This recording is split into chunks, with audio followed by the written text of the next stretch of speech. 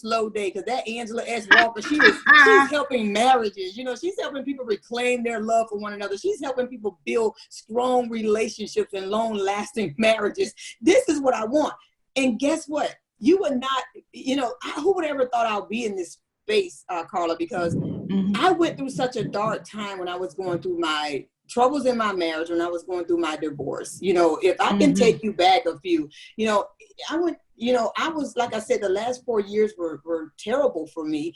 And the thing that I often like to talk to couples about is taking ownership, to say, stop looking at the other person. What role did you play in the relationship? And I had to take my own self on that self-discovery journey, Carla. And when I noticed in my relationship, you know, I have 5 children, and I had my daughter passed away last November. She was 16 years old, and she was born with no problem, thank you. But she was born with cerebral palsy, and when she was born that way, and she had so many medical issues, I threw myself into her condition. I literally studied everything that there was to study on this condition, on this disease. I studied, Carla. I learned how to do medication. I learned CPR. I learned everything. I was at her bedside all the time. Now, another woman or someone else may say, well, hey, you're a mother, and that's heroic. That's awesome that you did that. You know, but on the flip side of that, what happened was I neglected my marriage.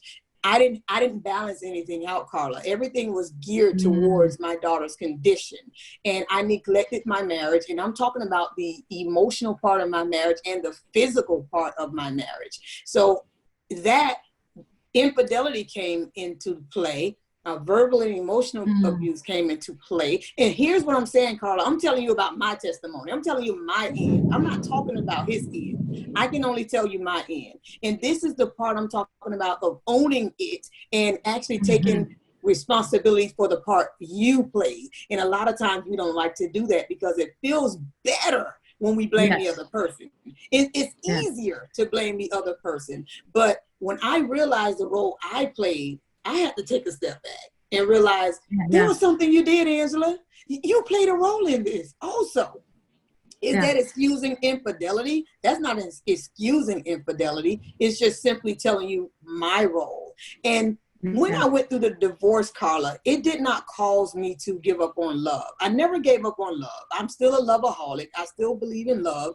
And what it did for me is make me pursue and help other people in their relationships to do a deep dive, to do preventive measures, so you don't end up in that space, in that place that I ended up. There are so many marriages and so many relationships that could be salvaged, that their love can be rekindled if they do the things necessary to help bring that to pass. If you don't know about it, you won't do anything about it. So I have a personal thing with what I do, Carla. It's personal for me to help you or anyone help salvage their relationship. It's personal. So definitely, because remember we were having this conversation where you mentioned that you have a coaching program, the 5 R's of love, and you were mentioning something about reclaim my love, respect my love, return my love, and there were 2 other my loves for someone to come through your coaching program and be able to strengthen himself in regards to relationships. So yes, so definitely, Angela, you mentioned. Last time that we've spoken, you mentioned about that you have a coaching program for women in regards to, building their connection with love, with building relationships. Could you share a little bit more about that program? Absolutely. With the women, actually, it's the 5 R's of getting that love back to where. Well, go ahead. I'll cut that part. So yeah, share a little bit about that program. Okay, that is pretty much the 5 R's of building a strong foundation of love, so that you know the things that you need to work on in order to be the best that you could be in not only securing a long-lasting love, but you being happy in the process. Because many times, a lot of us, we're in relationships and we're not happy. The other party is happy. So It is the 5 R's of building those foundations and making sure that you're actually doing that step-by-step program, and you are ready for not only for someone else, but you're ready for yourself to be wholeheartedly in a relationship. Okay. So what are those 5 R's? So those are to reclaim your love, to respect your love, return your love, revisit your love, and repair your love. Those are I the love things it. that we will definitely work on in a coaching program for you. And I'm excited I about love it. Wow. And how many weeks is the program? it. It's an 8-week program. 8 week program. Okay. So Yes, basically you're taking those students through a journey so that they're able to reclaim, and you kind of absolutely. support them through this process. Okay, that sounds Absolutely. fantastic. So Absolutely. if it's all about, definitely we know that relationship is key to building successful, as a successful marriage, whether it's a partnership, right? It doesn't matter if it's Yes, just in a couple, but really relationship, it could be in a relationship as far as two business partners, right? Or family members. So it's a matter of how we, connect with each other, and really how we respect each other. Do you agree absolutely. with that? I Awesome. definitely agree with that. This is why a lot of people had a misconception, Carla, with my book. They thought it was just a romantic book, or intimacy book regarding relationship. No, I'm in the business of actually restoring all your relationships, because Mm. once you know how to operate in that healthy way of relating to anyone, it will actually help any relationship that you are in, intimate, business, family, the relationship with yourself. Because believe Yeah. it or not, some of us have poor relationships with ourselves. A lot of us, we're dealing with low self-esteem. We have low self-worth. We don't see the value that we have within ourselves. We don't see that. And a lot of times you have to be enlightened with your own self in order to push that forward and give that to someone else. So a lot of times relationships, we need to stop thinking about just as what can I get from someone else, but what can you give? And you can only Mm. give what you have. You can only give what you have. Okay And now. you want to be whole. And so you can give someone the wholeness of love. Yeah, don't come as a little piece and expect a whole, right? You want to be a whole to bring a whole. I say that all the time. As far as if you want D1, and this is like in the sports world, you're looking for D1s, but you're functioning as a D3. And I'm not taking anything down from it, but this is for the sports world. So you got to, if you're looking for of excellence, you have to be of excellence too. So we need to work Absolutely. more of ourselves. That's what you're saying. Yes, Okay. you do. I often say, Carla, model what you want. Model that. Mm. Don't just look for what you want. You model what you want, and you will attract just that. So be what you want in the world. Yes. Yeah. We Yes. want change, but sometimes we don't want to change. It's tough. It's tough. But it's a good thing though, right? But it takes work, and it takes energy, and it takes Yes, it does. intentionality.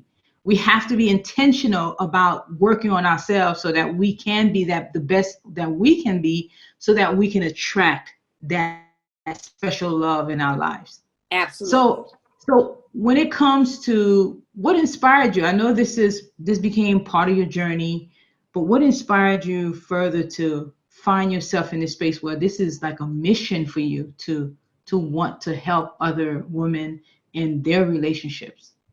When I went through, as I stated earlier, when I went through the divorce, and I realized the role that I played. And I Mm, went through, Carl, I pretty much went through 5 years of not liking any man, because I was just mm, seeing all men as bad. But when I came into the realization of really, what are you angry about? You're not angry with me, and you're angry that your marriage did not work out. And I had no. to realize that. And when I realized that's where the anger was coming from, I realized that it was not only me. There were other women. There's other people that were feeling the same way. You hear a Mm, lot of women bashing men all the time. And although some things that they're saying may be true about the person, but where is the anger really coming from? So the mm, passion behind it is, I want to be able to help people deep dive into their own selves, find out your real truth. Because once you find out your real truth, you'll be able that's to so go ahead and important. you'll be able to correct that, and then you'll be able to go on, and then guess what? Enter into love and stay there. Because a lot of times I'm finding that a lot of women, we're pretending we don't want it. Once we had a failed relationship, we go on to say, and we believe this sometimes. Mm, I don't want anything else. I don't want a relationship. But deep down, I'm finding, yes, you do. You're just afraid that it won't work out. You're afraid that the mm, same mistakes will be made in that next relationship. But if you are willing to put in work, if you're willing to get a coach, and some people may need a therapist or a counselor, if you're willing to invest in your relationship, you don't have to live that lie. You don't have to pretend you don't want to be in a relationship. Yeah. You can live your truth and say, I do, and now I have the tools and the know-how to make it successful. That's my drive. That's my passion. And what I notice, Carla, is when I bear my scars, when I show people where I come from, and that I'm touchable, I'm relatable, I know where you've been. I know how it is to be angry, but I also know how it is to say, why am I angry? When I begin to show people that, my clients love that. That's my secret sauce. That's my secret weapon that's able to help people and allow people to be just as truthful to themselves as I was to me. I love it because, and you mentioned scars, right? Scars mean that it healed. Yeah, whereas you're healed. So to have a scar is to mean that you've gone and overcome that cut. Because I tell people all the time, be careful when you're cut that you're bleeding on the wrong people. And sometimes that's what we end up doing, because it's not healed yet. And then so anyone that's around us, they end up, paying the price for that cut. So it's very important to be like, as you're saying, to maybe connect with someone like you and in a coaching program to at least go through those, really those 8-week programs so that you can go ahead and get the scar and move on with your life, and instead of impacting, because we know we've met people where literally that they're sabotage a relationship, and the person that's come into their life after the fact or post-war has really been generous to the person, but they're so hurt that they end up hurting the relationship. They actually sabotage the relationship because they're still going through the healing process. So it's important to go ahead and get healing some kind of way. Talk to someone like you so that you can put that in the past, leave that in the past, and then move on, move forward, and then be able to have those positive and loving, nurturing, long-term relationships that we're seeking. Absolutely. Fantastic.